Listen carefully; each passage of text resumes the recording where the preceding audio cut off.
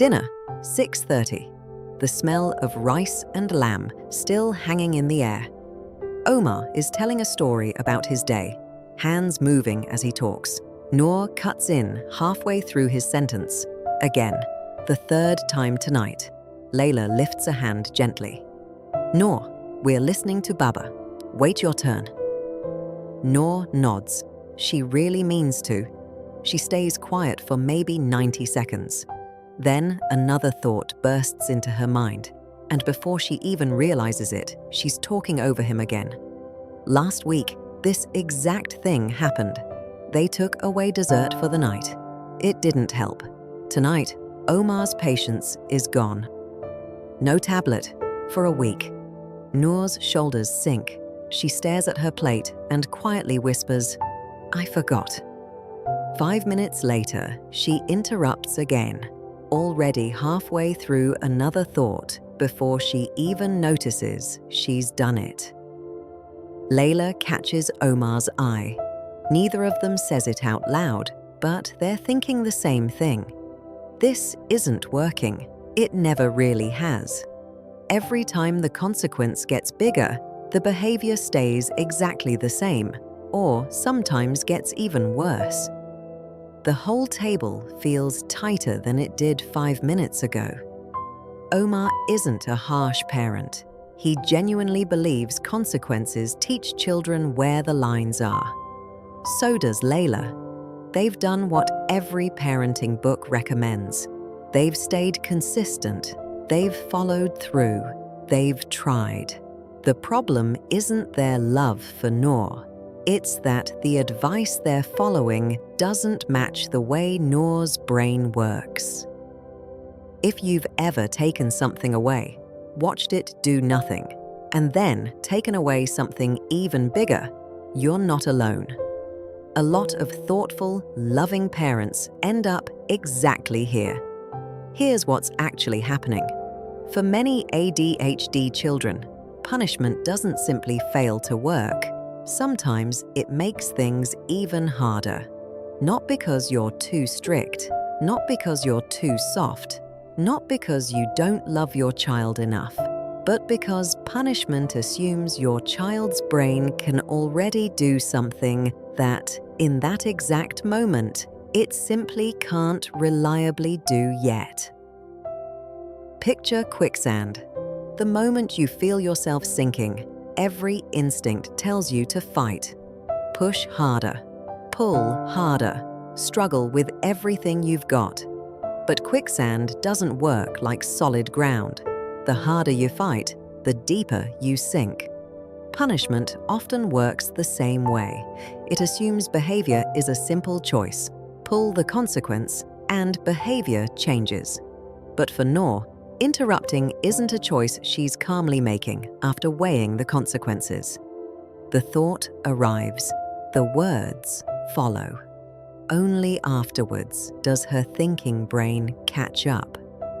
The pause that would let her stop simply isn't reliably there yet, no matter how much she wants it to be.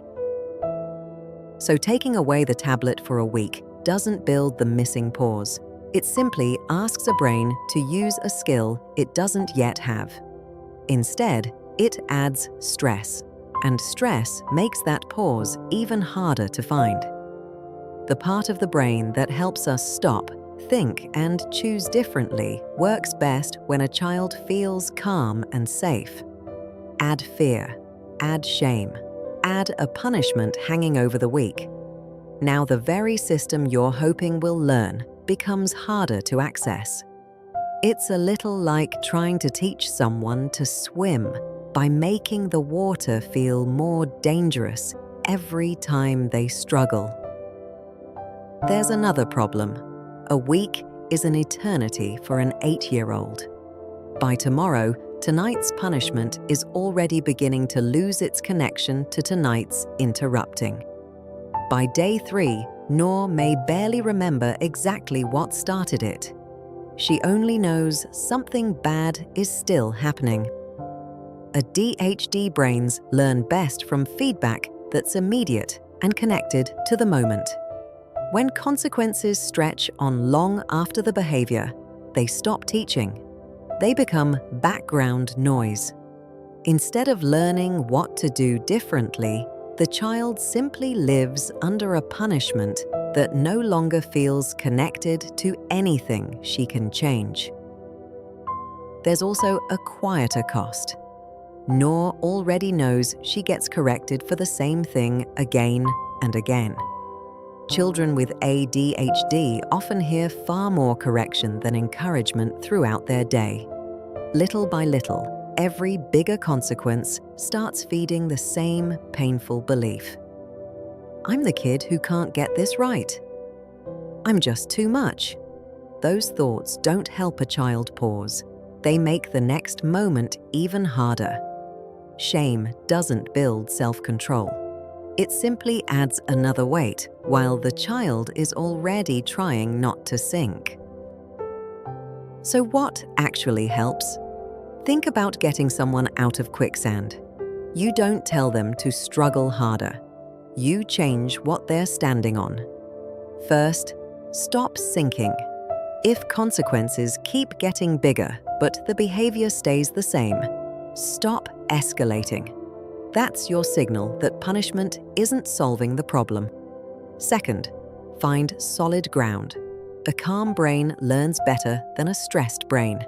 Instead of correcting Noor in the middle of dinner, wait until everyone feels settled. Third, build the skill. Practice the pause when nothing is going wrong. Use a small hand signal. Play turn-taking games. Give her chances to rehearse the skill before she needs it during a difficult moment. Skills grow through practice, not pressure. The next evening, Noor interrupts again. Omar doesn't reach for another punishment. Instead, he quietly gives the small hand signal they practiced that morning. Hold that thought. She catches herself half a second late. Then she stops. She looks at him, almost surprised that she did it. Nothing dramatic happens. Nobody loses a tablet. The interrupting doesn't disappear overnight, because this isn't a switch being flipped. It's a skill being built. And for the first time in weeks, something actually changes. Not because the consequence got bigger, but because Noor finally had solid ground beneath her feet. If consequences keep getting bigger and nothing changes, that isn't proof you need to push harder. It may simply be a sign that you're standing in quicksand, and pushing harder is exactly what pulls everyone deeper. Different is not difficult. Sometimes different simply needs solid ground before it needs consequences. Download the printable solid ground steps below if you'd like a simple guide you can keep at the dinner table. And next time, we'll explore the ADHD symptoms many parents never realize are ADHD at all.